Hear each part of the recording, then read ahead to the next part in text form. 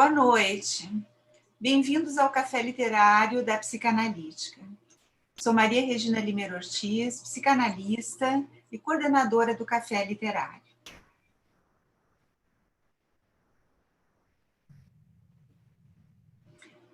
Essa atividade será gravada, podendo ser transmitida em nossos canais do YouTube e em nossas mídias sociais.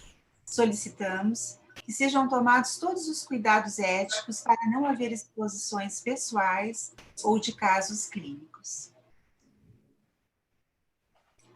A Sociedade Psicanalítica de Porto Alegre tem com essa atividade o objetivo de compartilhar com a comunidade psicanálise, literatura e cultura. É uma atividade gratuita que ocorre toda segunda terça-feira do mês, através da plataforma Zoom. Hoje iremos conversar sobre a obra Watchmen, de Alan Moore e Dave Gibbons, vencedora de vários prêmios, única história em quadrinhos presente na lista dos 100 melhores romances da revista Time. Contaremos com a participação do professor Gustavo Brauner, autor, doutor em Letras Linguística Aplicada pela PUC Rio Grande do Sul e professor do Colégio Leonardo da Vinci, Unidade Gama, e do nosso colega, psicanalista da Sociedade Psicanalítica de Porto Alegre, Jorge Tadeu Amaral de Almeida. Cada um terá 20 minutos para fazer seus comentários a respeito da obra e depois abriremos para a participação de todos. Então, quem quiser fazer comentários, perguntas, enfim, basta clicar na mão abaixo na tela que irei chamando por ordem de inscrição. Mas, antes de nós iniciarmos a discussão, nós pensamos em colocar para vocês um trecho do livro lido pelo próprio Alan Moore, para que nós todos possamos entrar no clima dessa obra neste café.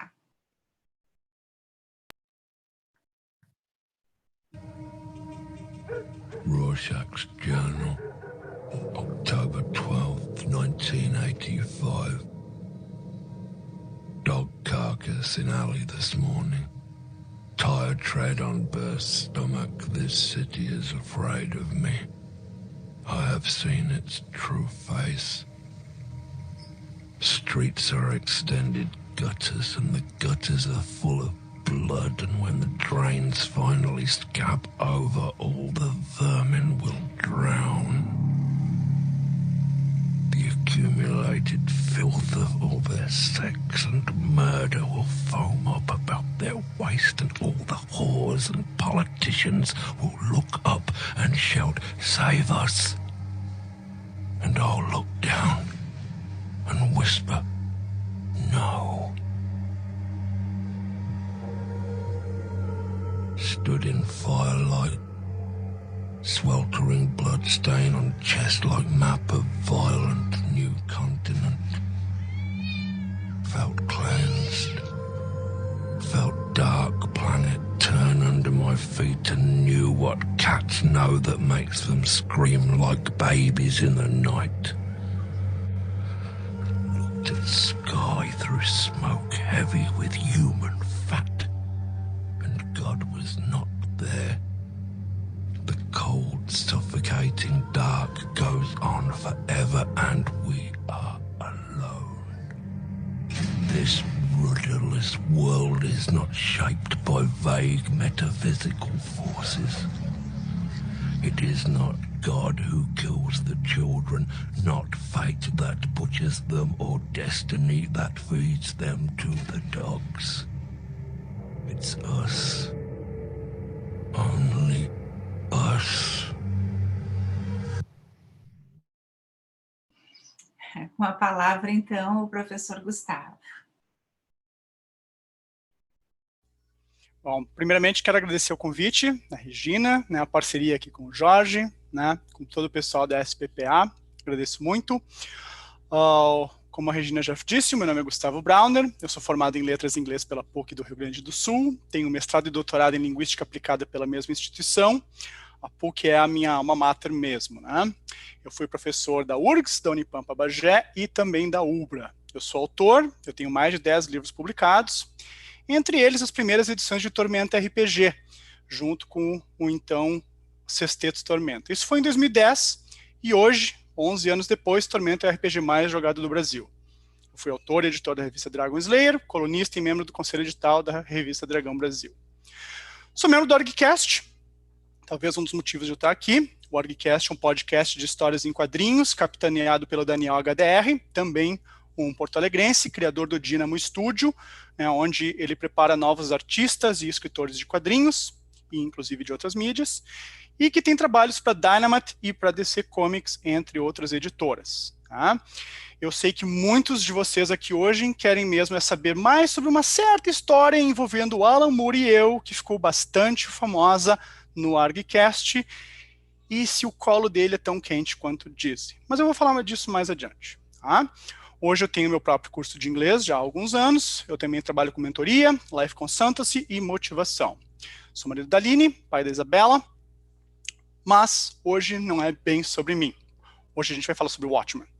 O que é o Watchmen? Watchmen é uma série americana de quadrinhos. Tá? Apesar de uma série americana de quadrinhos, publicado por uma editora americana de quadrinhos, o Watchmen tem uma equipe britânica por trás dela. Tá? O escritor Alan Moore, esse que vocês acabaram de ouvir lendo partes de Watchmen, o artista Dave Gibbons e o colorista John Higgins. Eu acho curioso que eu também conheço não só o Alan Moore pessoalmente, como também o Dave Gibbons, mais de uma vez a gente se encontrou, mas as pessoas só perguntam sobre eu e o Alan Moore, talvez pelo nosso mútuo cabelo comprido. Tudo bem. Bom, Watchmen foi publicado originalmente pela DC Comics em 86 e 87, né? São 12 edições de quadrinhos. Tá? Ele nasceu de uma proposta que o Alan Moore enviou à DC, apresentando algumas ideias para os super-heróis de uma outra editora que a DC recém havia comprado, a Charlton Comics. Só que como a história de Watchmen deixaria muitos dos personagens inutilizáveis, né, eles não poderiam mais ser usados, alguns morreriam, e eu não vou dar um spoiler de quem, o editor, Dick Giordano, da DC, convenceu o Moore a criar personagens originais. Então, os personagens de Watchmen são originais, porém baseados em personagens da Charlton Comics. Tá? O comediante é o Peacemaker, o Coruja 2 é o Blue Beetle, né, o Besouro Azul, e assim por diante. Se vocês forem atrás, vão encontrar fácil isso. Sobre o que é o Watchmen? Né? Watchmen é uma história em quadrinhos que se passa em uma realidade alternativa, né, dos nossos anos 80. Né? A principal diferença entre os anos 80 do nosso universo para o universo de Watchmen é a presença de super-heróis. Né?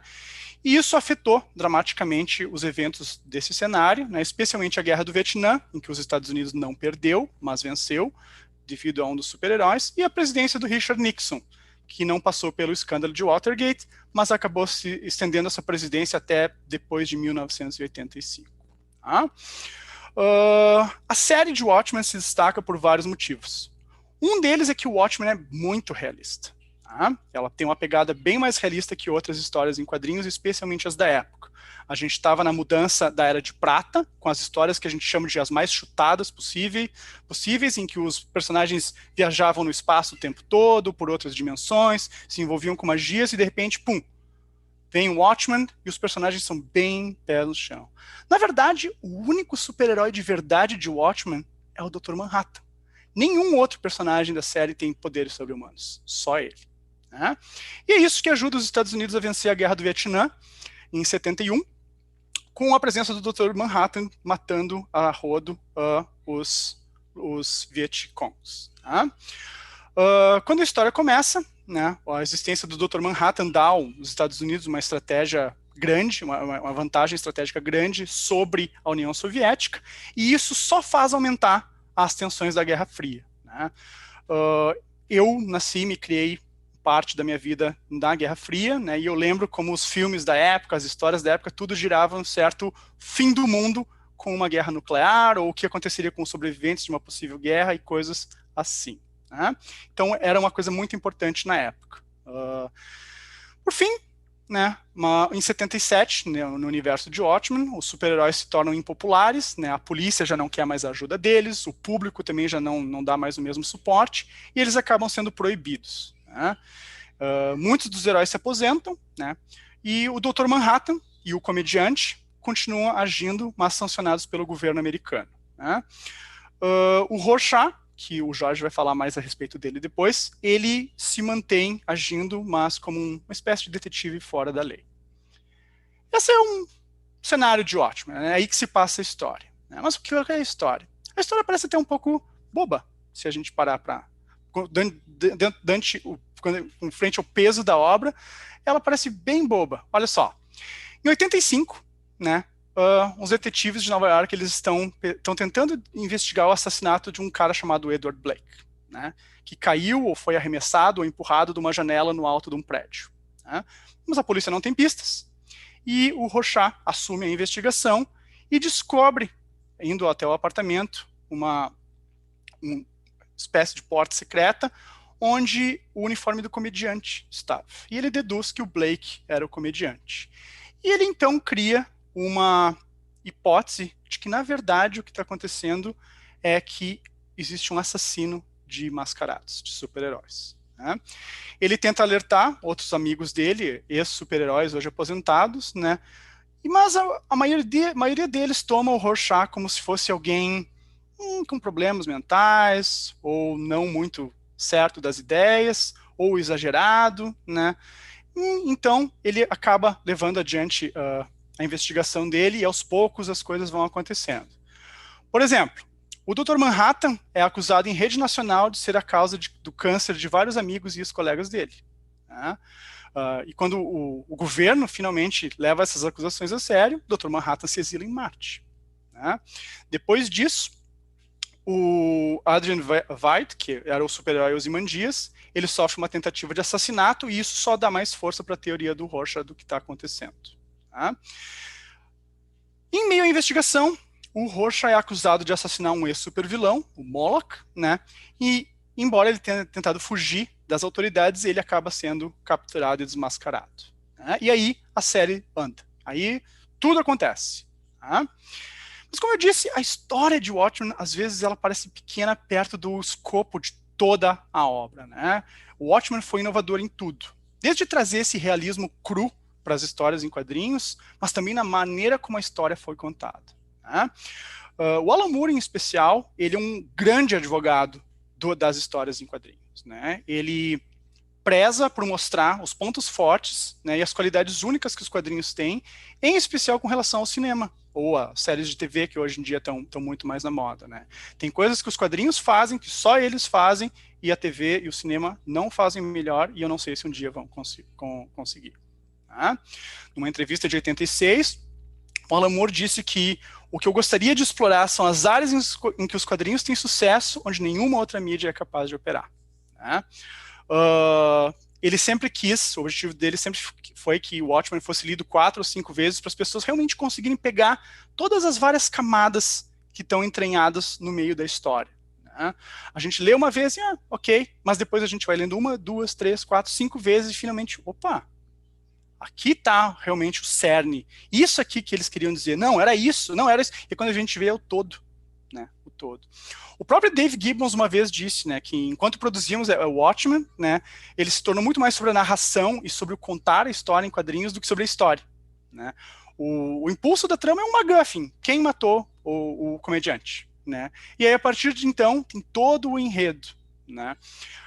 Uma das coisas que o Watchmen fez foi quebrar com a estrutura típica dos quadrinhos na época. Né? Os quadrinhos, eles são feitos em quadros. Né? Normalmente, 6 quadros seria uma das maneiras mais padrão de escrever um quadrinho, e ela se tornou 9 quadros.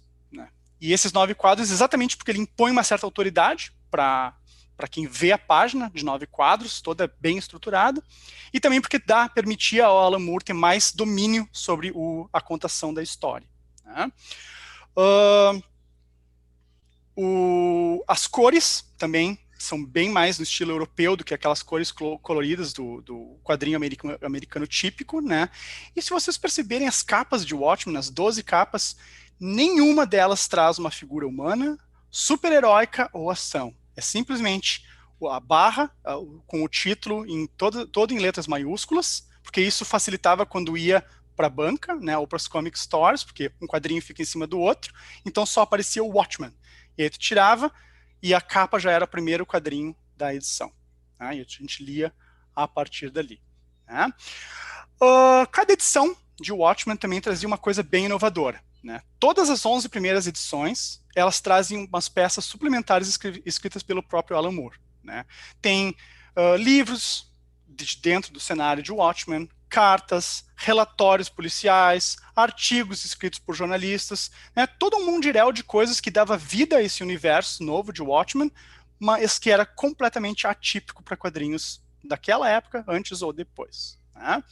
Como a DC teve problemas para vender espaço publicitário em Watchmen, ficou muito melhor para o Alan Moore poder desenvolver o cenário dele junto com o Dave Gibbons e o John Higgins e escrever coisas para preencher esse espaço que eles ganharam em cada edição, né? Normalmente uma história em quadrinhos tem espaço para cartas, tem espaço publicitário, e o Watchmen não tinha nenhuma dessas coisas. É muito mais cru e muito mais sobre o próprio Watchmen do que sobre qualquer outra coisa. Tá? O Watchmen foi um absoluto sucesso comercial. Ele foi aclamado pela crítica, tanto dos quadrinhos quanto da imprensa. Ele, que nem a Regina falou, foi reconhecido na lista dos 100 melhores romances da Time, né, de textos em inglês publicados desde 1923. Então, são 63, 64 anos que o Watchmen entra nessa lista, e é o único quadrinho. Né? Um crítico da BBC, o Nicholas Barber, descreveu o Watchmen como o momento em que os quadrinhos cresceram. Tá? Mas o Watchmen não é só glamour, né? Não é apenas coisas boas de uma história em quadrinho bastante adulta. Na verdade, Watchmen é o grande desentendimento entre o Alan Moore e a DC Comics. Né? Só para lembrar, Alan Moore também escreveu Miracle Man, ou Marvel Man, né, para a Marvel da UK, né, do Reino Unido. Ele escreveu o Monstro do Pântano, né, que já foi lançado aqui e relançado várias vezes, tanto em inglês quanto em português. Ele escreveu nada menos que V de Vingança, né, e Liga dos Cavaleiros Extraordinários, né, League of Extraordinary Gentlemen, né, e tantas outras coisas do inferno, tudo que virou filme, série, livro, 1000 coisas, né. Mas com essa disputa esse desentendimento entre o Moore e a DC, bom, foi quando o Alan Moore disse: eu nunca mais trabalho para vocês. O que aconteceu?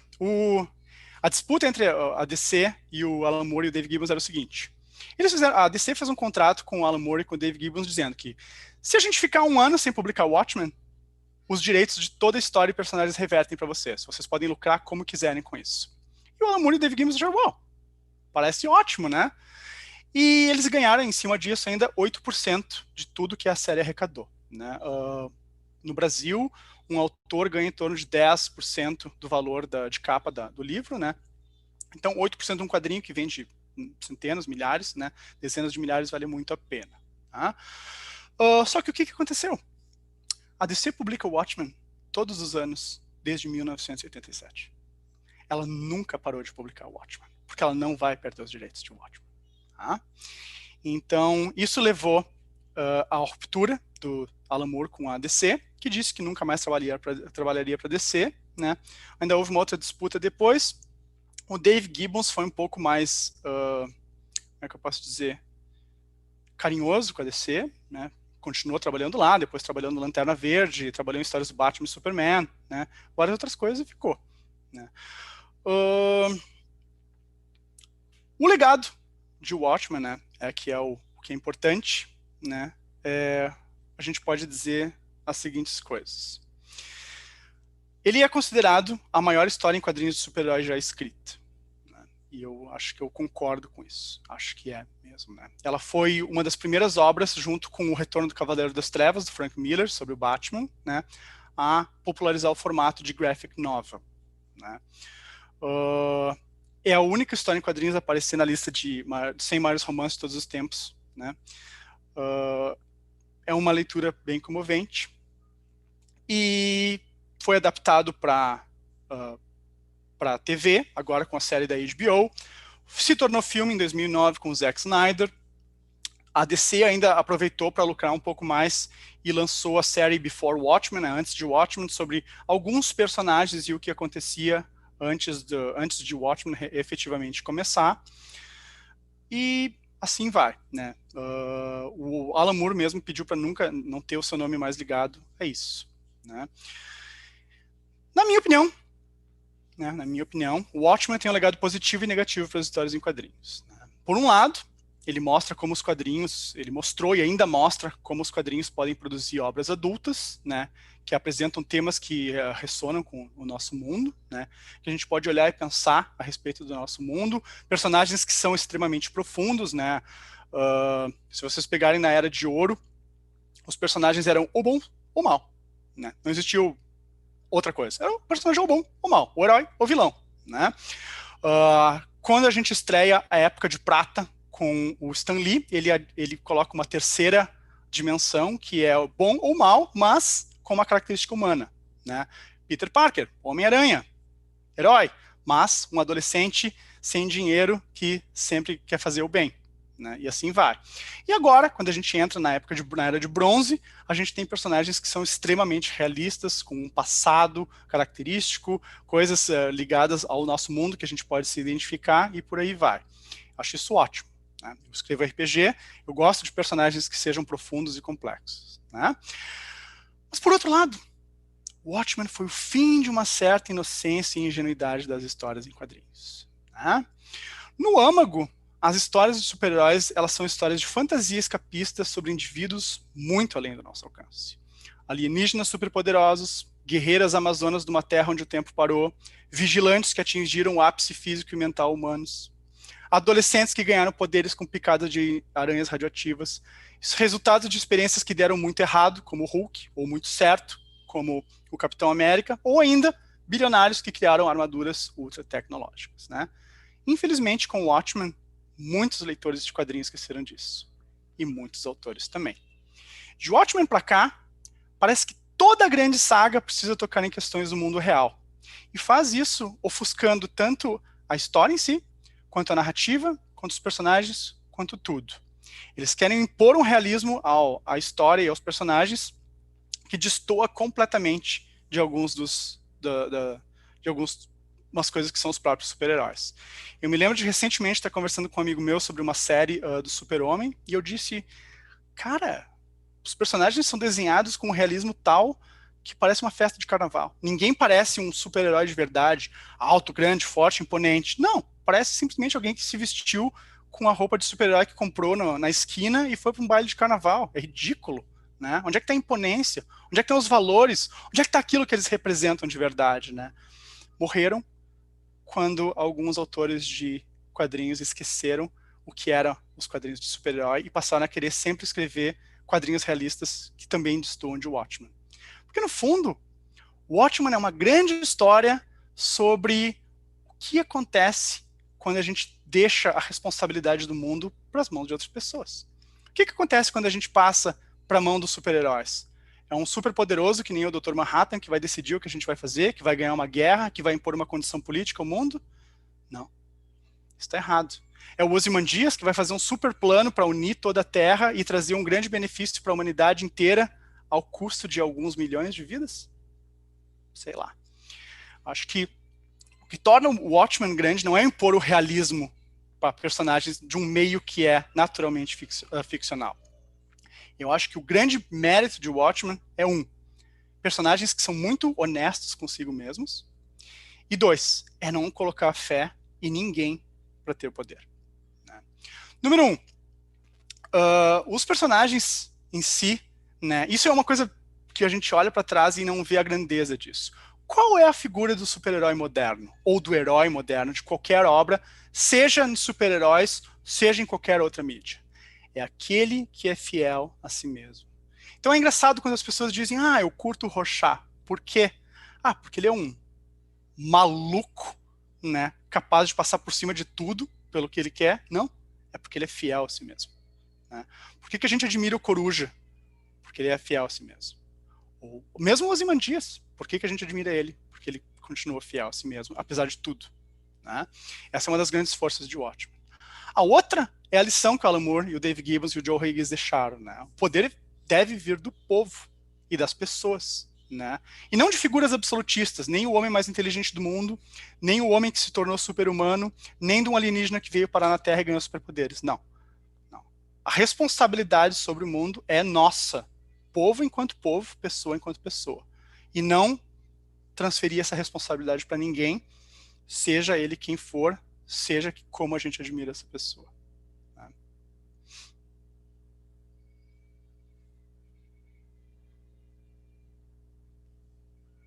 E é isso. Ah, sim. Vocês querem saber se eu sentei ou não no colo do Alan Moore? Ok, eu sei que tem vários ouvintes do ArgCast aqui, ou pessoas ligadas à Tormenta e RPG que ouviram essa história. E, bom, na verdade, eu e o Alan Moore nos encontramos numa sessão de autógrafos. Eu estava em Reading, na Inglaterra, uma cidade próxima a Londres. A minha esposa estava num congresso e eu vi que ia ter uma sessão de autógrafos do Alan Moore. E bom, é só pegar um trem e ir até Londres. E fui, fiquei na fila horas esperando pela minha vez. Conversei com ele, a voz dele não é exatamente como ele lendo Watchmen, né? Ele não é exatamente a voz do Rorschach, mas é um cara super bacana, né? Super acessível, super aberto, a gente conversou bastante, é um baita de um cara, né? Mas não, no fundo eu não sentei no colo dele. Isso é só uma mítica criada pro ArgCast, tá, gente? Então, hoje acaba esse mistério aí. E o Dave Gibbons é outro grande cara, né, que também vale a pena conhecer. Eu também conheci ele em algumas sessões de autógrafo, também é outra pessoa ótima de conversar, super aberto, super acessível, né? Então, essa é a minha fala, essa é a minha parte aí da exposição de hoje. Obrigada, Gustavo. Vamos passar então para o Jorge.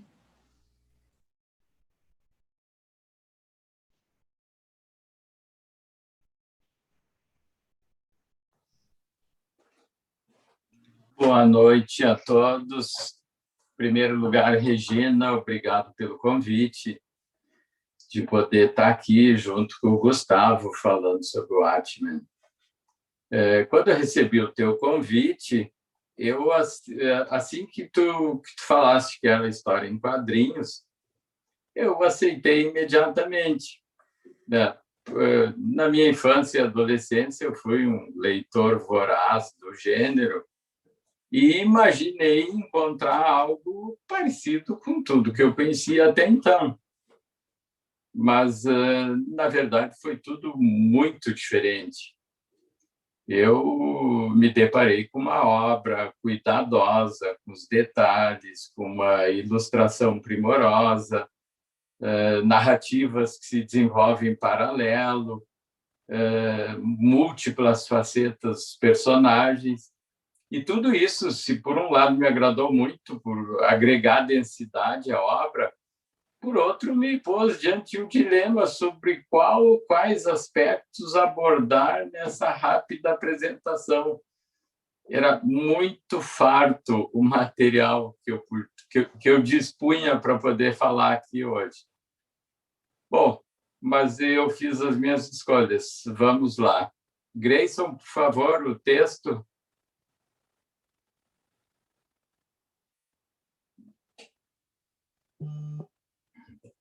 O tempo, a finitude e a morte. Esse aspecto me chamou a atenção antes mesmo de abrir a primeira revista, quase como uma associação livre. Na primeira capa, vejo um relógio ao lado do título, Watchmen. Falei em associação livre porque a imagem do relógio emendei a primeira parte do título, Watch. Embora sabendo o significado da palavra, por um lapso de tempo, me ocorre que havia ali uma relação entre o desenho e o título. Pensei, se desmembrarmos a palavra título, temos watch e men, que numa tradução livre poderia ser homens, relógio. À medida que avanço na história, percebo mais relógios em todas as revistas. Eles aparecem invariavelmente em 3 pontos. Na capa, ao final da parte em quadrinhos, sempre junto a uma citação, e com maior destaque cortado ao meio na contracapa. Se puder rolar um pouco o texto para o pessoal já poder vendo. Da revista 1, o relógio marca 11h48 e os ponteiros seguem o seu curso natural, avançando 1 minuto a cada revista. Tomando pé da história, me dou conta que se trata de uma contagem regressiva para a meia-noite, ou seja, para o final do dia. ou ainda adequando a história para o fim do mundo. Aqui aparece a capa da revista número 2, né? O relógio novamente na citação e na contracapa o relógio cortado ao meio.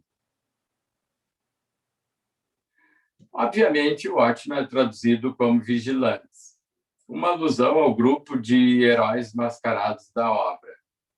Mas não creio que essa associação tenha sido ao acaso, porque nada na história parece ser ao acaso. O tempo cronológico, além de presente através dos relógios, tem uma importância primordial em toda a obra. Podemos dizer que há uma verdadeira corrida contra o tempo para salvar a Terra. Os relógios também são relevantes na história do Dr. Manhattan, o único super-herói cujo pai era relojoeiro. O filho dedicava-se a aprender o ofício do pai, quando este, com o New York Times em mãos, lê sobre a bomba atômica lançada em Hiroshima e o demove de aprender um ofício obsoleto. Seu pai cita Einstein, para quem o tempo difere de lugar para lugar, e pergunta: de que valem os relojoeiros se o tempo não é real? Minha profissão é coisa do passado. Meu filho tem que ter um futuro. Em 1948, John conclui seu doutorado em física nuclear. E foi num acidente de laboratório que ele se torna indestrutível, atemporal e, consequentemente, imortal. Assim surgiu o Dr. Manhattan. Watchmen retrata o mundo num cenário sombrio e apocalíptico, caminhando para o fim inexorável em consequência da Guerra Fria e do desenvolvimento do arsenal atômico. Como salvar um mundo que se encontra na iminência de sua destruição? O que é explícito na trama como plano para salvar a Terra se parece muito com a estratégia utilizada por governantes que declaram guerra a um outro país numa tentativa de apaziguar conflitos internos, unindo a população contra um inimigo comum externo. Em Watchmen, diante de um ataque ao planeta, há a expectativa de que as nações inimigas se unam em sua defesa.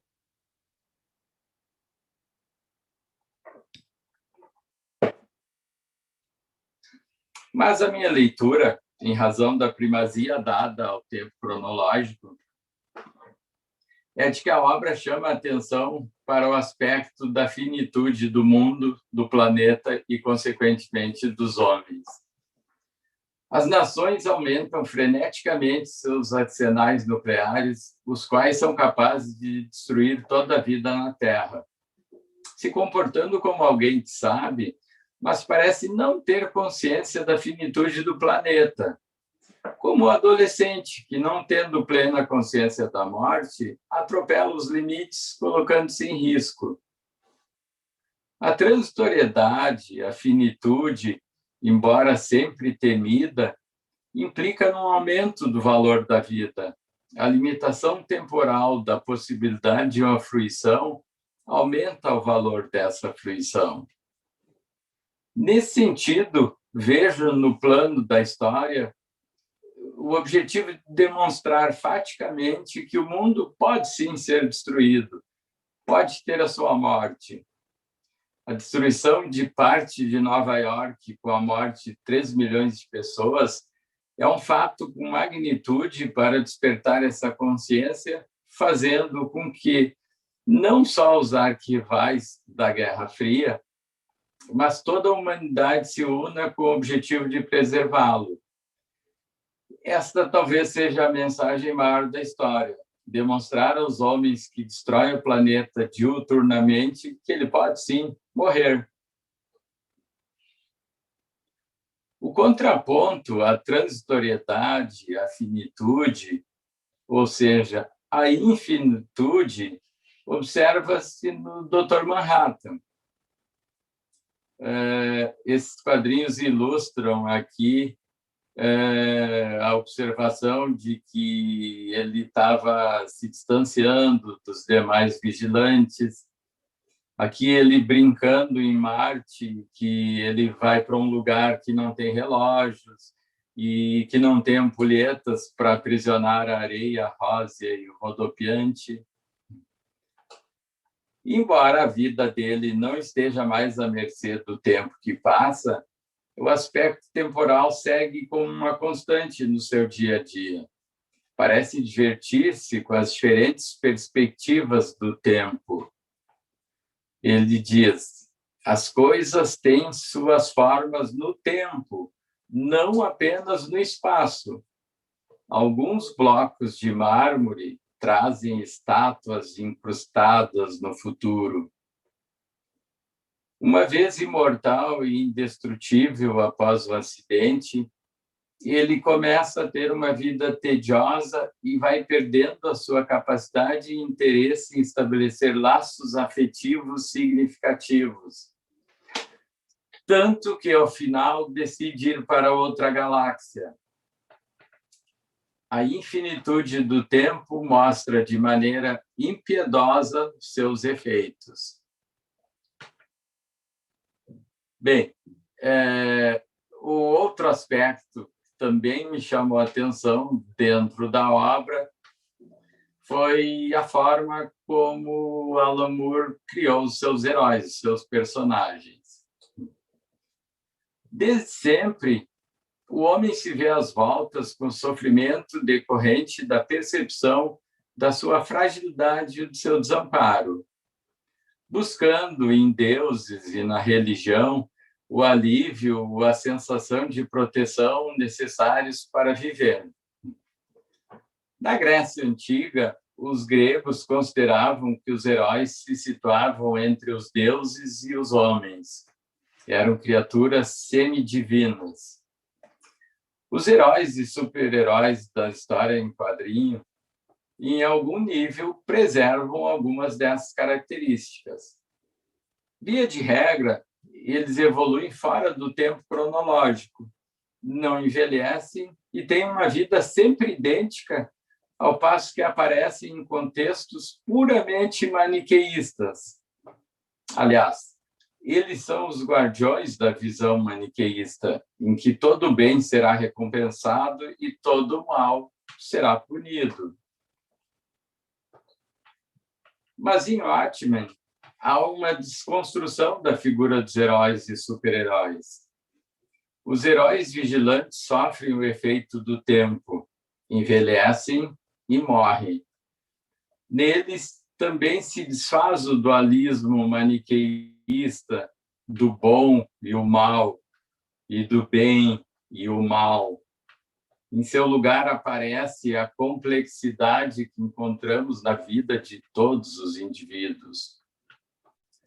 Nesse sentido, difícil fazer uma escolha dentre os personagens para ilustrar esse aspecto ricamente presente em toda a obra.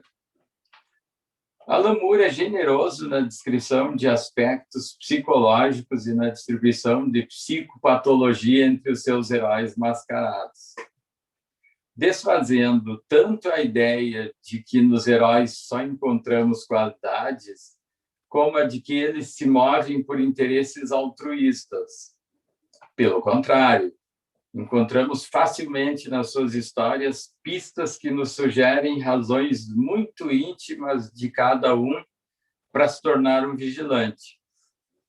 Talvez por isso a pergunta que é o pano de fundo da trama: quem vigia os vigilantes?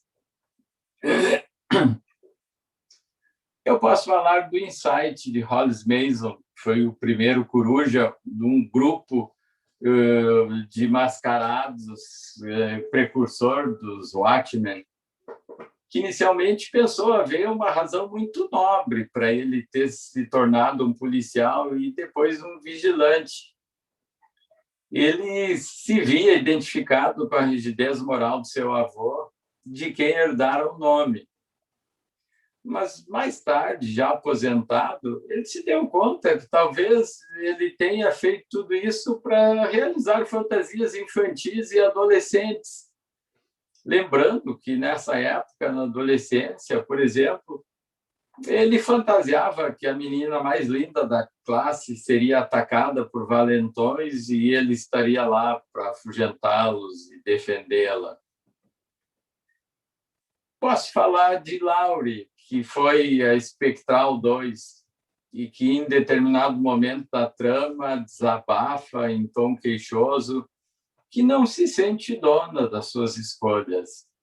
Acha que a mãe acabou com a sua adolescência, que a forçou a vida de aventuras, tentando viver através da vida dela. Isso, e aí a Espectral 2. O comediante é o psicopata da trama, o indivíduo que despreza tudo e a todos para satisfazer seus impulsos. Em determinado momento, por exemplo, estupra uma colega sua, vigilante. Em outro momento, executa, queima-roupa um vietnamita, uma vietnamita que dizia estar grávida dele. Em razão disso, despertava rechaço nos colegas. Porém, dias antes de morrer, desesperado e bebendo, ele pede repetidamente desculpas à sua mãe.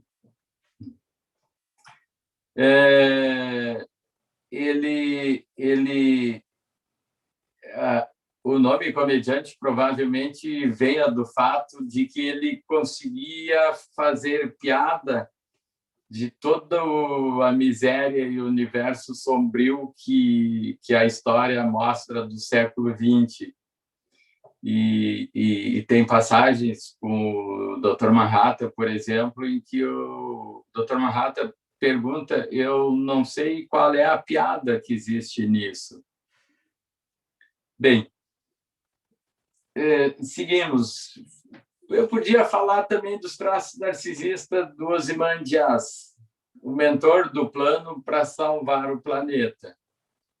Ele, quando jovem, se desfez de toda a fortuna que herdou dos pais porque precisava provar a si mesmo que tinha a capacidade de enriquecer pelos próprios meios. Ele sempre se inspirou e se comparou a Alexandre o Grande e sempre procurou seguir seus passos. O seu nome como vigilante, Ozymandias, foi o apelido dado pelos gregos ao faraó Ramsés II, considerado o mais poderoso de todos os faraós do Egito. E ele fica rico cultuando sua própria imagem como vigilante. Aqui os bonequinhos produzidos por ele. Ainda há, entre os personagens, justiceiros menos conhecidos, entre eles um alcoolista e um doente mental que morre no hospício.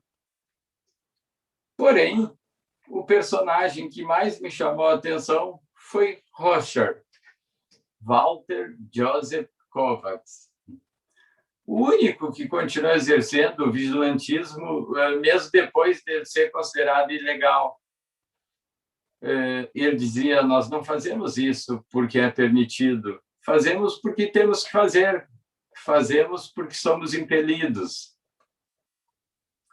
Sua mãe foi abandonada pelo companheiro antes dele nascer. Supõe-se que o início dela na prostituição tenha ocorrido logo após seu nascimento, para poder arcar com os custos adicionais de manter uma criança.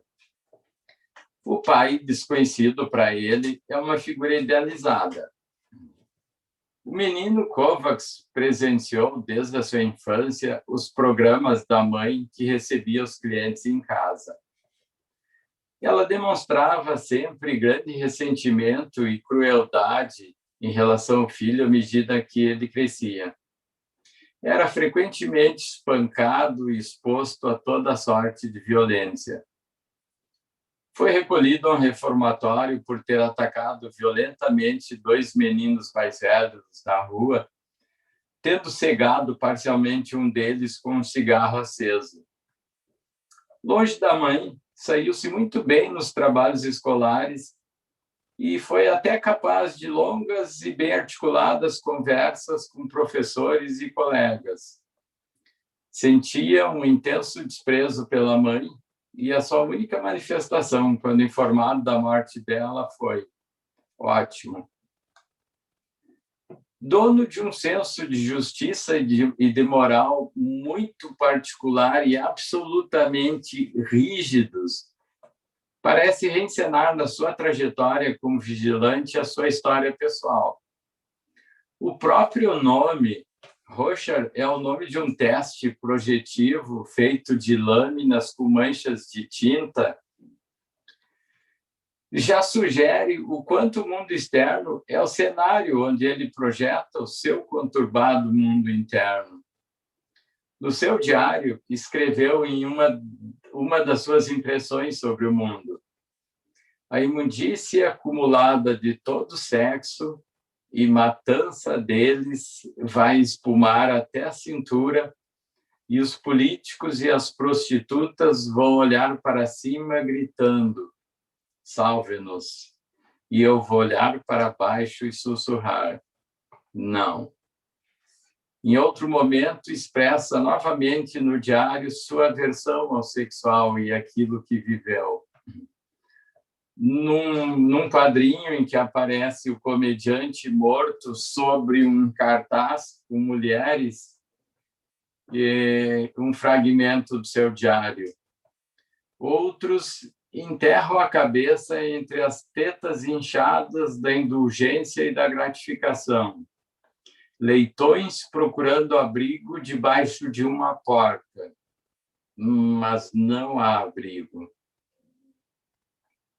Se para a maioria dos heróis mascarados a máscara tem o propósito de preservar suas verdadeiras identidades, para Rorschach parece ter o propósito de lhe dar uma. A máscara representa para ele mais do que sua própria face.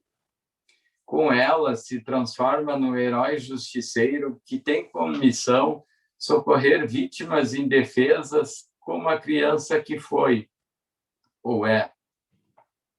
No próprio diário, que é assinado pelo seu nome de vigilante, ele escreveu em uma ocasião: primeiro tirei o meu rosto, dobrei e guardei no casaco.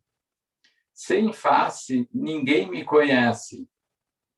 Com a máscara, ele se sentia livre do medo, da fraqueza e do desejo. Sua relação conturbada com o feminino, com as mulheres, a partir da atormentada relação com a mãe, aparece em eventos definidores da sua vida. Por exemplo, ao saber de um crime violento contra uma mulher em que cerca de 40 testemunhas nada fizeram, diz ter se decepcionado com a humanidade.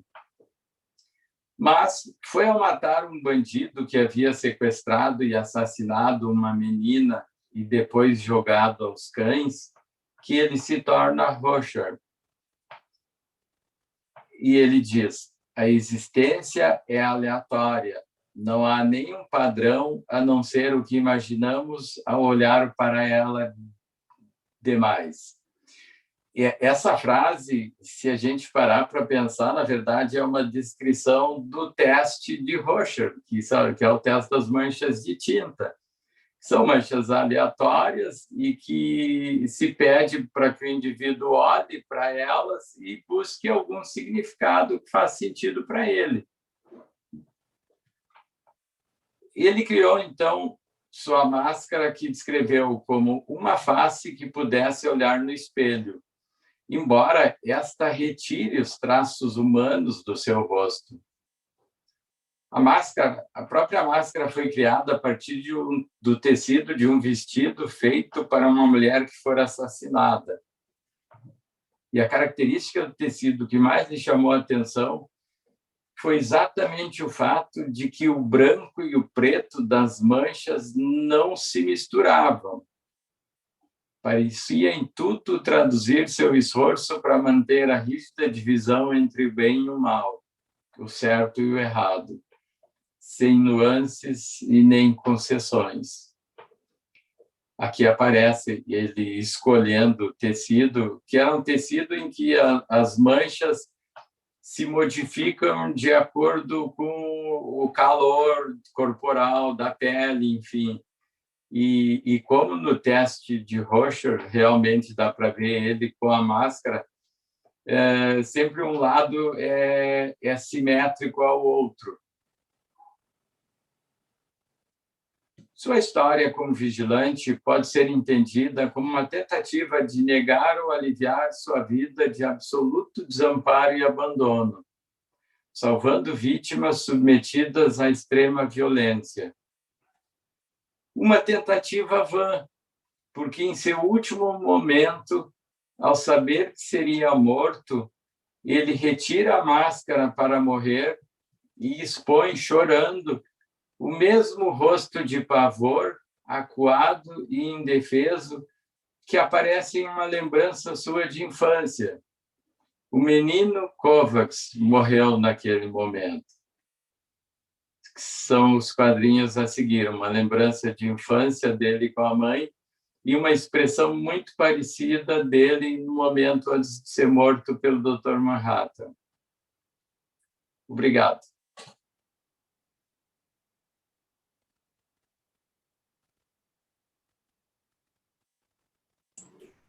Obrigada, Jorge. Bom, vamos passar agora, então, para a discussão. Quem quiser participar, basta clicar na mão abaixo na tela, que eu irei chamando, então, por ordem de inscrição. Enquanto as pessoas não se inscrevem, podemos ir conversando entre nós. O que vocês acham?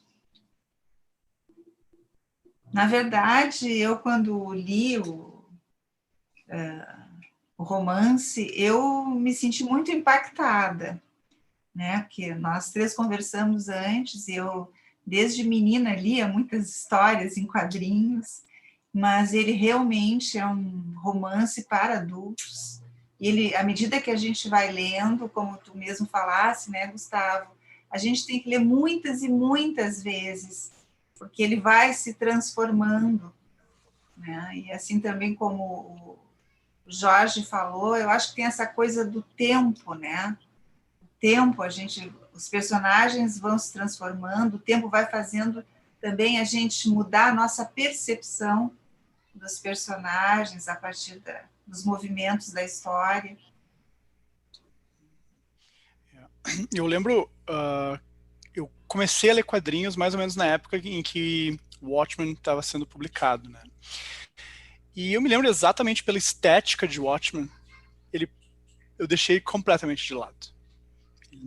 As capas não tinham super-heróis, elas não tinham cores claras, elas não tinham absolutamente nenhum atrativo para uma criança que nem eu na época ter vontade de ler, né? Isso acho que faz parte do tema de Watchmen, de ser mais que só a história, mas ser todo o projeto, né? E isso chamou bastante atenção. Claro que hoje, depois de ter lido aí mais de 20 anos e muito mais que 20 vezes o Watchmen, né, ter estudado bastante a fundo o Watchmen, né, a gente tem uma outra percepção e na verdade do poder das escolhas que o Alan Moore, o Dave Gibbons e o Joe Higgins tiveram ao confeccionar a obra, né. E o tempo como algo de que ninguém escapa, né, nem o próprio Dr. Manhattan, né, a gente tem ele como se fosse, ele é imortal, mas na verdade as pessoas na volta dele são mortais. E os eventos ao redor dele existem ao longo do tempo, né? E ele precisa observar esse tempo e reagir com relação àquilo que as pessoas vão fazer naquele momento, né? Então o tempo é importante, inclusive, para ele, né? Porque ele precisa dos outros, porque ele não existe sozinho, né? Aquela metáfora, aquela frase clássica de que nenhum homem é uma ilha, né? Nem o Dr. Manhattan, né? Ele precisa existir em relação a outras pessoas. Sozinho mesmo, ele mesmo vê como é vazia a existência, né? O que tu acha, Jorge? Não, eu acho, eu concordo contigo, Gustavo, que, na verdade, a questão do tempo me chamou muito a atenção.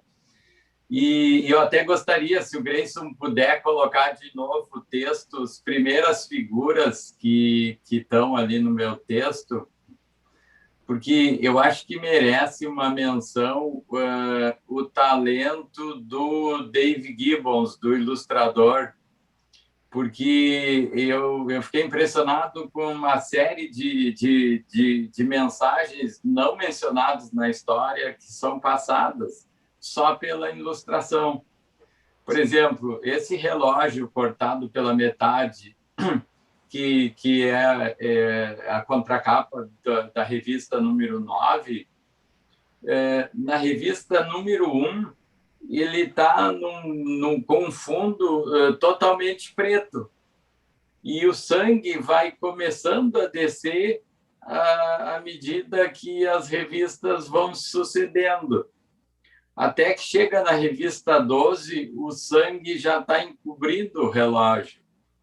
E eu achei impressionante isso, porque lugar nenhum faz menção a isso, é uma mensagem que é passada.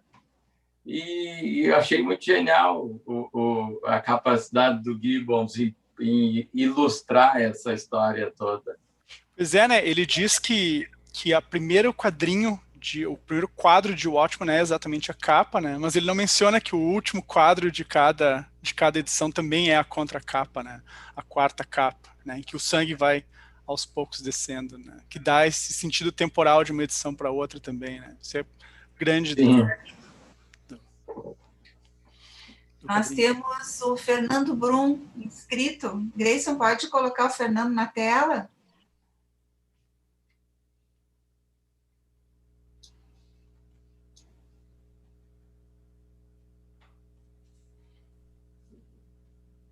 Pode abrir seu vídeo e seu microfone, por favor. Olá, boa noite. Boa noite, Jorge. Boa noite, Regina. Boa noite, Gustavo. Faz tempo que eu não vejo Gustavo, assim, pelo menos não, né, presencialmente ou visualmente, né? A gente só se fala por mensagem, né, Gustavo? Mas te ouvindo falar, e especialmente com a tua fala agora sobre o tempo, né, eu fiquei muito tentado a fazer relações com a minha área de atuação, que é a literatura clássica, né? Então, enquanto o Gustavo é um mestre da literatura pós-moderna, eu tento estudar literatura clássica, né?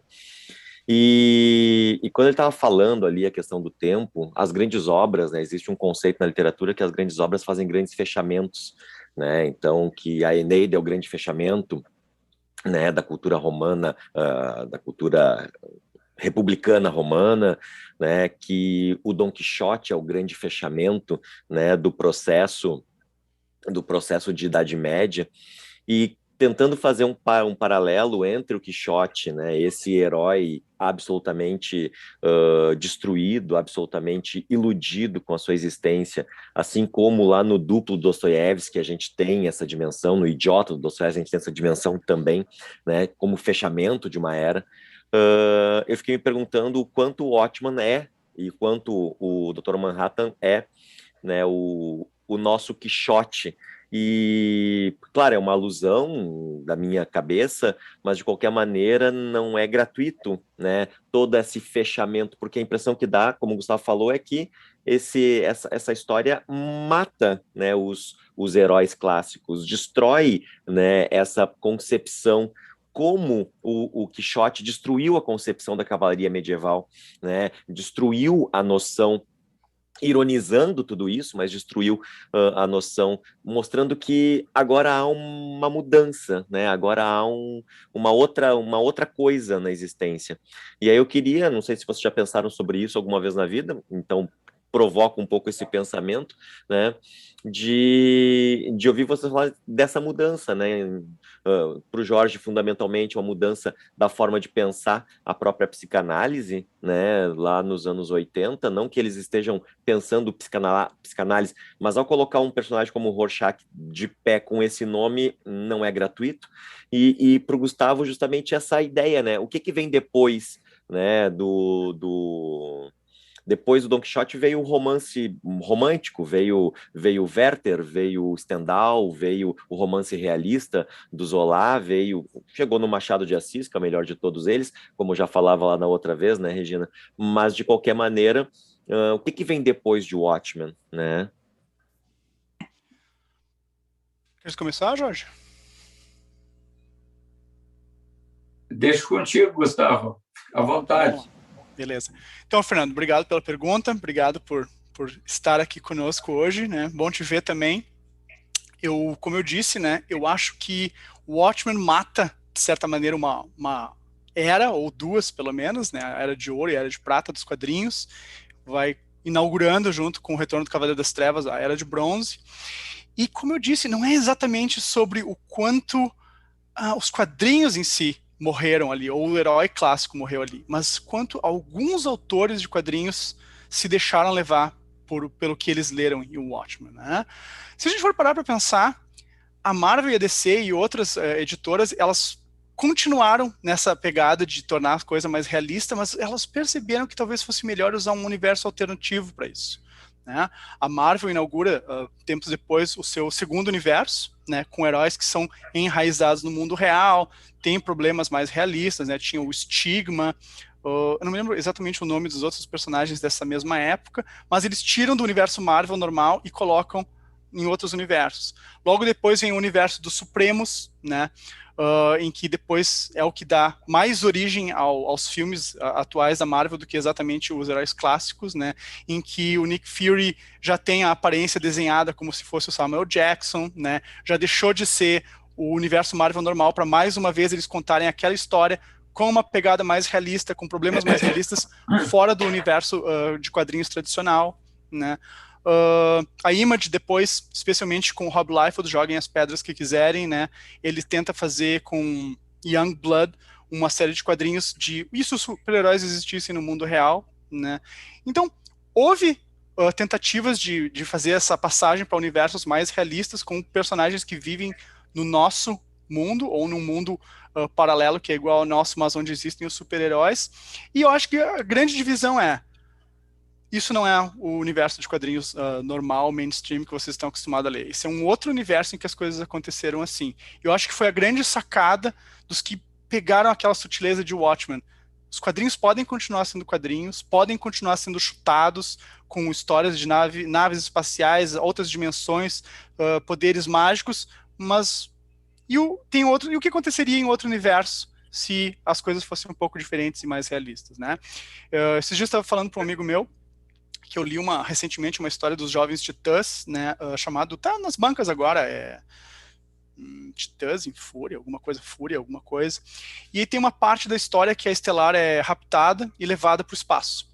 E aí, de repente, o Robin estava pilotando uma nave da Liga da Justiça e o Mutano estava operando computadores e eu fiquei assim, o que diabos está acontecendo aqui? E aí eu me dei conta de que, não, quando eu comecei a ler quadrinhos, ou quando eu era criança, adolescente, os quadrinhos eram isso, sabe? Os personagens pegavam uma nave espacial e saíam voando pelo espaço. E se tornou tão fora do comum no quadrinho típico que me causou estranheza. Eu que sou um leitor velho de quadrinhos, antigo de quadrinhos, né? Porque para ver como as coisas mudaram, porque alguns autores realmente se deixaram levar pela mensagem que eles acham que entenderam de Watchmen, enquanto deixaram toda a sátira do Watchmen de lado, que, enfim, termina num grande octopus gigante com poderes psíquicos, né? Eu tenho a impressão que o Alan Moore é um cara que, à época que escreveu, ele conhece a psicanálise, porque, inclusive, uma das frases que tem após a primeira parte dos quadrinhos é uma frase do Jung. E essa questão da finitude, do transitório, enfim, tem muito de Freud nisso, né? Escrito de uma maneira bem explícita. Claro que é uma época que cada vez mais a psicanálise está se tornando conhecida do grande público. Mas eu não sei muita coisa da biografia do Alan Moore, mas eu imagino que ele tenha sido, que ele colocou aqui, dentro da complexidade que ele se propôs para os personagens, enfim, uma vida psíquica extremamente rica, enfim. Eu fiquei achando também que as características e até a forma como ele nomeou os personagens, ele anda numa linha psique, a gente pode pensar assim, né? Porque a espectral, ela é um espectro do que a mãe gostaria de ter sido. Então, a gente está lendo isso numa outra dimensão, né? Se a gente pensa na questão do relógio, da passagem do tempo, ou a questão atemporal, nós vamos pensar logo na questão do inconsciente, né? O inconsciente, o espaço e o tempo se perdem. Inclusive, aquela cena do quadrinho que tu mesmo colocasse, Jorge, né? Dele sentado ali, jogando areia de Marte e tal, cor-de-rosa, o tempo, quer dizer, a noção do tempo e espaço se perdem, tudo é possível. Né? Regina, e agora tu comentando sobre o inconsciente, me ocorreu, porque assim, realmente a história é tão rica que é muito complicado buscar algo específico. Por exemplo, eu citei lá no comecinho as narrativas que se desenvolvem em paralelo e que, a princípio, num primeiro momento, tu pode olhar, elas estão absolutamente fora da trama principal e, a princípio, quase que sem propósito. E aí, a minha primeira ideia que eu fiz, porque é que aquilo seria o equivalente ao inconsciente, porque a história que se desenvolve porque tem um menino sentado à beira da banca de revistas lendo uma história, e essa história entra no meio da história que a gente está comentando aqui, mas é uma história de um primitivismo e de uma barbárie absurda. É um náufrago sobrevivente dos piratas de um saque que, para fugir, ele pega alguns troncos e, para que esses troncos flutuem, ele amarra os cadáveres dos amigos que foram mortos e navega sobre os amigos mortos. Enfim, em determinado momento, os cadáveres começam a ser devorados pelos tubarões, enfim. Então, ali me pareceu como o subsolo, o inconsciente, o pensamento primário, enfim. Né? Fiquei com a ideia que tinha um monte de coisa para desenvolver a partir dali, mas, bem, a gente tem que limitar, né? Porque... E aí eu fico pensando no que o Fernando falou também, né? Se a gente pensa nos grandes romances, todos eles têm um fundo psicológico, né? Que é a questão do Dom Quixote, a questão, né, delirante, enfim. E aí eu quero ouvir um pouco do Gustavo, nas histórias em quadrinho, também esse mundo fantástico que se abre na nossa infância, e a gente fica imaginando que os super-heróis vão resolver o mundo, e aí a gente se depara com um grande romance de história em quadrinhos que nos traz a nossa realidade talvez mais íntima, né? Que são esses personagens que ele desenvolve nesse livro. Isso a gente pode até ancorar esse fato numa diferença entre a América, né, aqui onde a gente vive, e a Europa, né? Que isso é bem interessante. Como eu disse no começo, o Watchmen é um quadrinho americano, publicado por uma editora americana, por uma equipe criativa britânica. William Gibson, que praticamente inaugurou o movimento cyberpunk nos anos 80, ele tem uma frase muito interessante. Ele é um cara que gosta muito de Londres, né? Viaja para lá sempre que pode, né?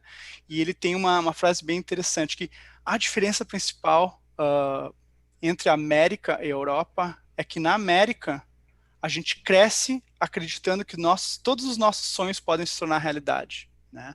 Nós todos crescemos com a ideia de que nós somos uma estrela, de que nós seremos ricos, de que nós seremos famosos, de que nós seremos tudo. E a Europa não é bem assim. Quando a gente cresce ao redor de uma cidade, dentro de uma cidade de 2000 anos, com prédios que são da época vitoriana ou anteriores, né? E a gente sabe que existe uma classe que é a aristocracia, sobre a qual a gente nunca vai pertencer, porque é por nascimento, né? A gente tem uma outra ideia da vida, né?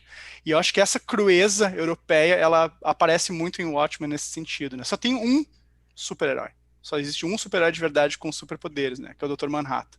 Todos os outros são humanos que estão presos ao tempo, presos à própria fatalidade, né, e a eventual finitude das suas vidas, né, e que eles não vão ser mais do que aquilo do que eles eram, né. Eles podem agir e afetar o mundo dentro daquele período, mas não mais do que além disso, né. E um deles simplesmente perde a linha, né, como o comediante, que ele vê, nada tem sentido. Na verdade, todo mundo aqui vai passar, né, não tem sentido nenhum o que tá, nada do que a gente faz ou o que acontece tem sentido, né, que é para onde descamba, às vezes, a cabeça de algumas pessoas, dada assim essa perspectiva de finitude do ser humano, né? Em vez de, como o Jorge colocou brilhantemente na fala dele ali, de realmente pegar e a finitude da nossa vida pode nos levar a fazer coisas maiores e melhores, exatamente porque ela é finita, né? A gente tem um tempo aqui e a gente deveria usar esse tempo para o melhor possível, né? Em vez de ficar se escondendo atrás de outras figuras ou de máscaras, né? E pegando um gancho, Gustavo, tu usou o termo preso à finitude, e aí me ocorreu que talvez a prisão maior fosse a do Dr. Manhattan, da infinitude. Exatamente. Porque essa prisão parece ser, e é interessante, né? Porque conscientemente a gente faz de tudo para evitar pensar na morte, no nosso fim, né? Quando, na verdade, talvez seja o que dê sentido à vida. Exato. Então, a prisão, o aprisionamento maior, me parece, a que ficou submetido o Dr. Manhattan. Uhum. Perfeito, perfeito mesmo. Nós temos mais 2 inscritos, Maria da Graça Mota e o Maurício Marques e Silva. Acho que tem o Gregory Costa ali também, que estava com a mão levantada já, junto com o Fernando.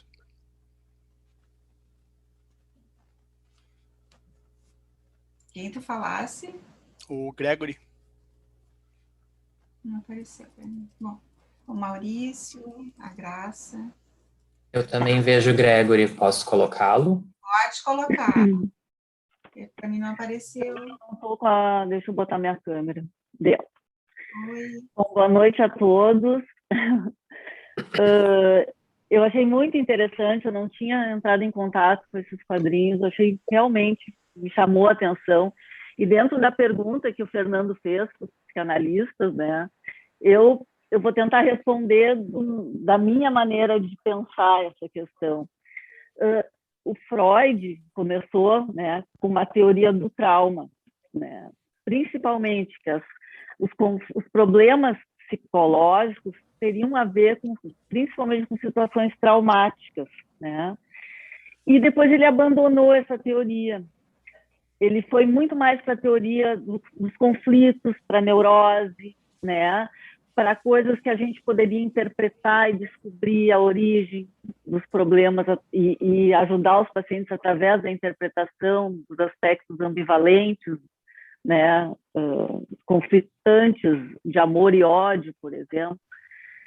E eu acho que esses quadrinhos, eles, pelo menos do que eu estava ouvindo de vocês, eles me lembraram muito a questão que atualmente eu acho que tem sido uma tendência da psicanálise, não só lidar com conflito, mas lidar com as questões de trauma, do traumático, do desamparo, né?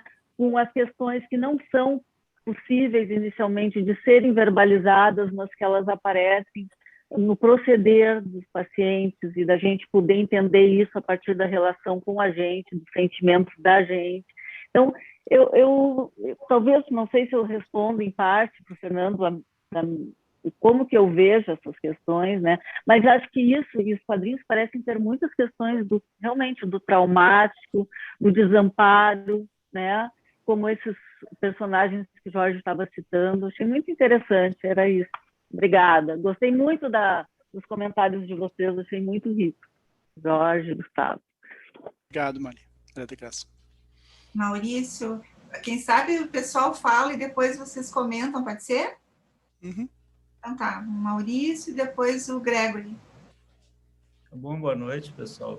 Eu, infelizmente, não pude pegar desde o início, porque perdi a parte do Gustavo, mas pude assistir ao Jorge, assim, achei super interessante. E eu fiquei pensando, assim, né, a gente às vezes puxa, assim, bom, será que os autores, né, beberam de alguma maneira da psicanálise? Mas o que eu fiquei pensando assim, não, a psicanálise é que bebeu dessas fontes, né? Assim, desde do início, né, do humano. E uma coisa que me ocorreu, assim, o Jorge citou o Jung, né, que eu acho que é um outcast da psicanálise, assim, muito injustamente. Eu fiquei pensando se os quadrinhos eles não se inserem numa grande trajetória assim das narrativas da humanidade. Fiquei pensando nas mitologias antigas, né? No Hades da mitologia grega e nas inscrições nas paredes dos templos, nos desenhos das paredes dos templos, nas cerâmicas, né? Que a gente tem muitas preservadas, assim, eram aquelas histórias com ilustrações, né? Assim, e nas pirâmides do Egito, enfim, o Ramayana lá nas paredes do Palácio Real na Tailândia, assim, são bandas desenhadas, né? Com histórias mitológicas da humanidade, assim, então...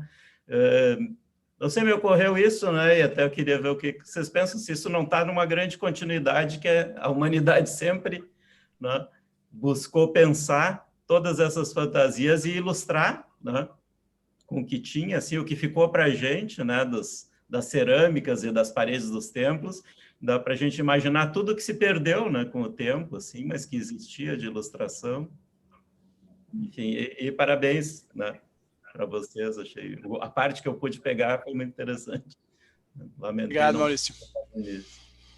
Gregory, tu queres também abrir teu microfone? Boa noite a todo mundo, prazer participar, né, dessa discussão com vocês, a despeito, né, da minha formação, do meu conhecimento em psicanálise. O Gustavo bem sabe, na verdade, estou aqui pelo convite do Gustavo, apesar da minha formação ter sido mestrado. O meu mestrado foi em análise do discurso de língua francesa, e lá eu estudei o sujeito lacaniano, Freud. Eu não vim aqui só com o propósito de discutir a psicanálise, eu vim para discutir isso aqui, que é o meu livro, meu quadrinho de cabeceira. Anualmente eu leio Watchmen, e já tive a oportunidade de debater com o Gustavo várias vezes. A gente já perdeu, ou ganhou, né? Ganhamos noites e tardes, enfim, discutindo. A gente costuma até brincar no nosso grupo de amigos, cada um é um personagem, assim, enfim, mas eu gostaria de, né, claro, abrir a discussão a todos, mas em especial ao Jorge, né, que eu não conhecia, tive o prazer de conhecer só pela tua fala agora, e justamente por tu ser da psicanálise, eu venho da linguística, o Gustavo também, eu queria trabalhar uma questão seguinte: o Watchmen, para mim, inaugurou a era do anti-herói nos quadrinhos. Tá? O Gustavo muito bem colocou, a dicotomia bem e mal era muito desenhada nos quadrinhos, e o Watchmen, ele inaugura a crueza, porque tu não pode dizer que os personagens... Essa definição que muito se elaborou aqui, são humanos, ok. Numa perspectiva, eu gosto de pensar, cara, dando uma perspectiva de uma estrutura narrativa, afinal, nós estamos analisando um gênero de inúmeras possibilidades. Dentro de uma estrutura narrativa a qual se insere o quadrinho, eles são hoje o anti-herói. Eu não posso dizer que ele é o vilão, nem o herói, enfim. Né, aos estudiosos de quadrinhos, aos leitores vorazes de quadrinhos, sabe que o Watchmen inaugura, né, o Gustavo mesmo sabe, né, um anti-herói que mais anos 70, 80 ganha muita perspectiva, o Justiceiro, né, Gustavo, do Punisher. Ele surge como vilão, daqui a pouco ele é vou fazer a minha lei tal qual o Rorschach.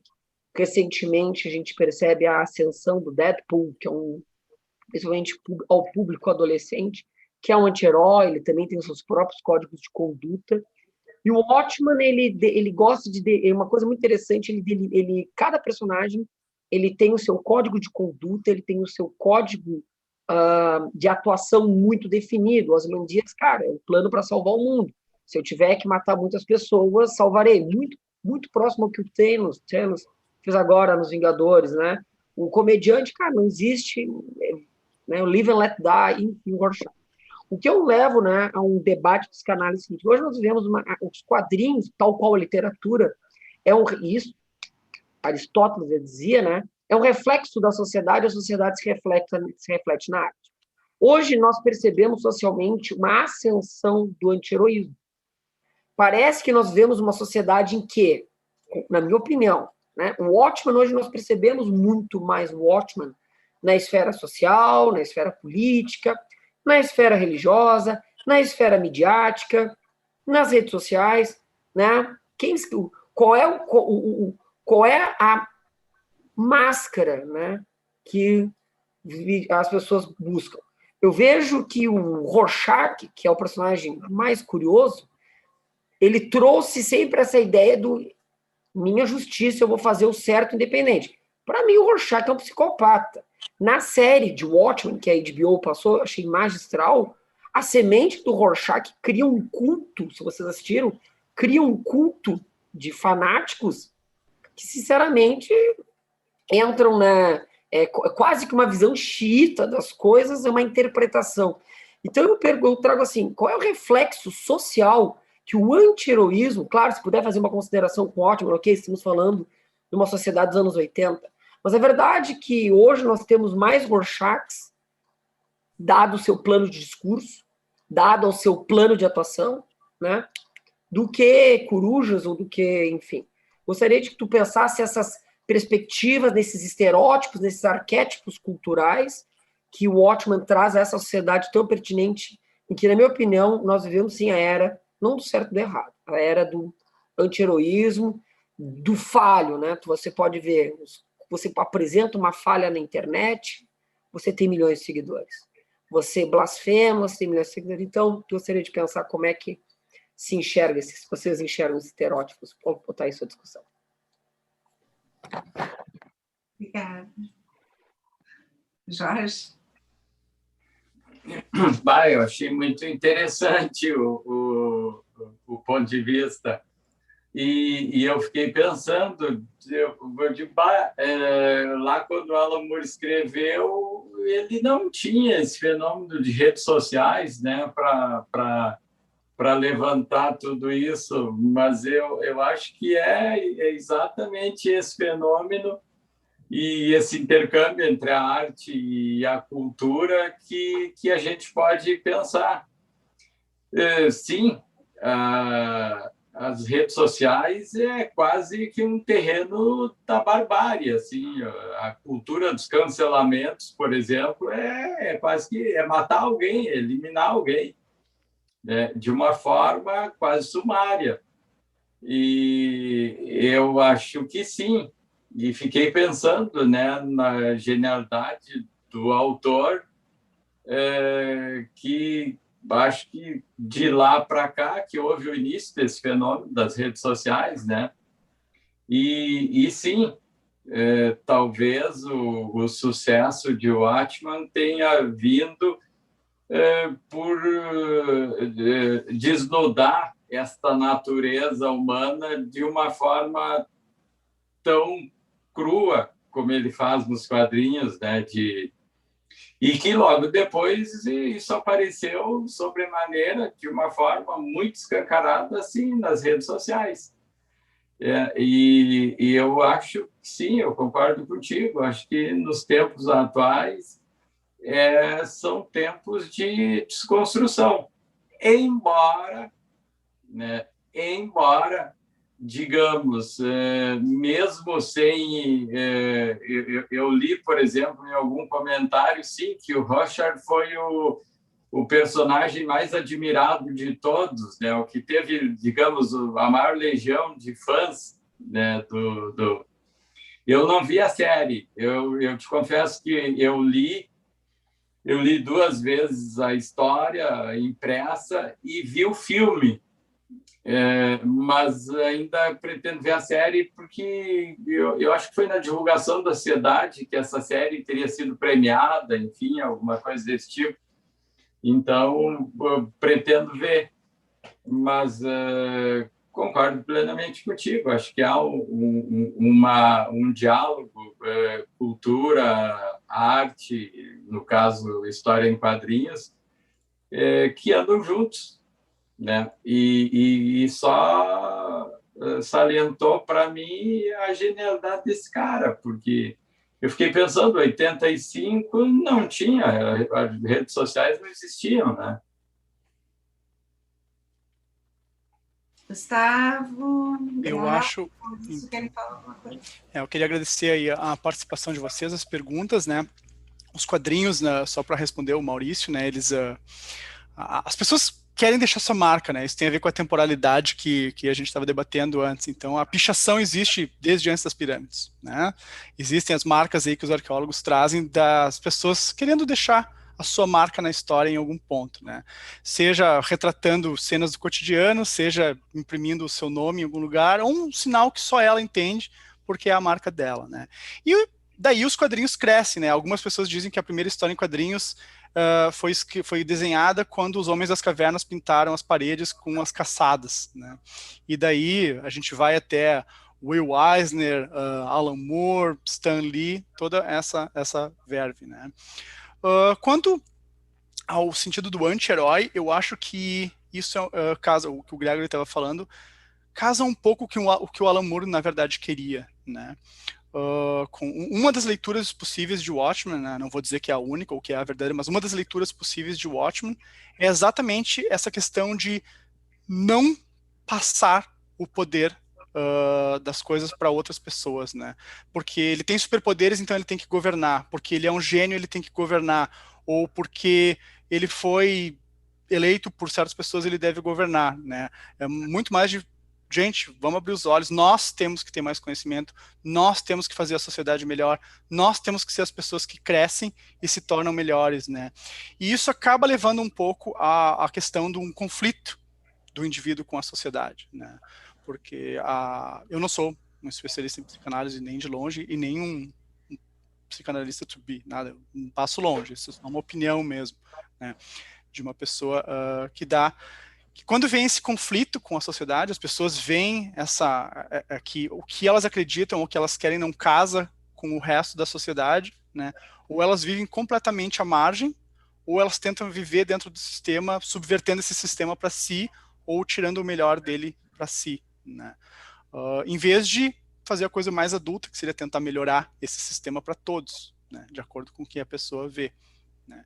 Então, acho que essa questão do anti-herói vai muito de encontro com a época dos anos 70, 80, né?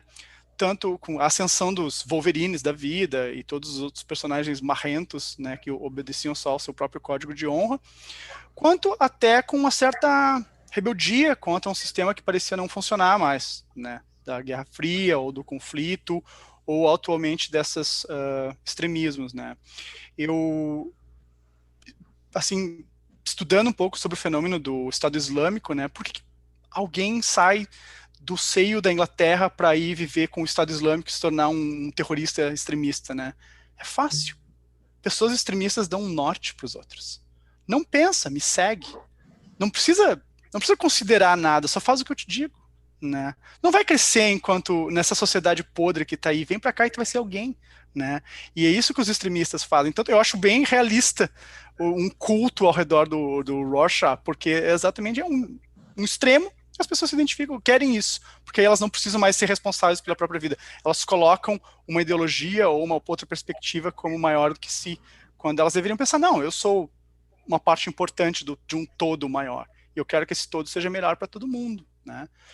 Então, eu acho que a figura do anti-herói, ela cresce dentro dessa perspectiva de que as pessoas não veem a sociedade melhorar da maneira como elas gostariam, e elas preferem ficar de fora dessa sociedade ou viver de acordo com seus próprios padrões. Como eu mencionei, né, o herói moderno seria aquele que é fiel aos seus princípios, independente desses princípios estar ligado ou não à sociedade em que ele vive, né. O Super-Homem, o Batman, o Capitão América, eles refletiam, de certa maneira, o herói grego, né, que nem o Maurício falou, né. Os super-heróis são a mitologia moderna, né, são os deuses de hoje em dia, né? Eles é que têm os superpoderes, e desde poderes de disparar raios, que nem os Zeus, né, até ler mentes como bruxas e feiticeiras de outrora, né?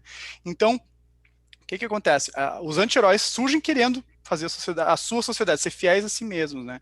E isso acaba refletindo na sociedade. Eu quero ser eu, né? Eu quero ser o meu eu e eu quero viver do meu jeito, né? Sem necessariamente ser do jeito que todo mundo que está aí. Bom, agradeço a participação de todos, pelo avançado da hora, né? Essa discussão ainda iria... Eu aqui fiquei cheia de curiosidades aí, mas, enfim, precisamos nos encaminhar para o final. Então, se alguém quiser fazer mais alguma colocação... Maurício, abre teu microfone. Oi, bem rapidinho, só para pegar o gancho do que o Gustavo falou, que eu estou totalmente de acordo, só pensei em fazer um link do que ele falou com o que a Graça falou, né? Porque, sim, né, o Exército Islâmico oferece um caminho desse tipo, né? Mas não é todo mundo que toma esse caminho, então a gente pode se perguntar também, né? São dois lados que parece que precisam se encontrar, essa oferta, né? E pessoas que estão em dor, né? Em profunda dor, né? E que, portanto, ficam mais vulneráveis a esse tipo de oferta também, né? E aí o que a Graça falou, né? Do trauma e do desamparo e do vazio, né? Enfim, é isso. Parabéns para vocês. Obrigada, Maurício. Então, eu gostaria de agradecer a participação do Gustavo, do Jorge, de todos, né, que cooperaram com perguntas, questões, e convidá-los para o próximo Café Literário, dia 10 de agosto, onde nós iremos conversar sobre o livro de Walter Hugo Mãe, As Mais Belas Coisas do Mundo, que eu acho que vai fazer um contraponto exatamente a essa crueldade. E sim, vamos falar um pouquinho sobre a formação das identidades, né? E para comentar, então, esse livro do Walter Hugo Mãe, nós teremos a participação da professora Fernanda Borges e do nosso colega Paulo Berel Suknik.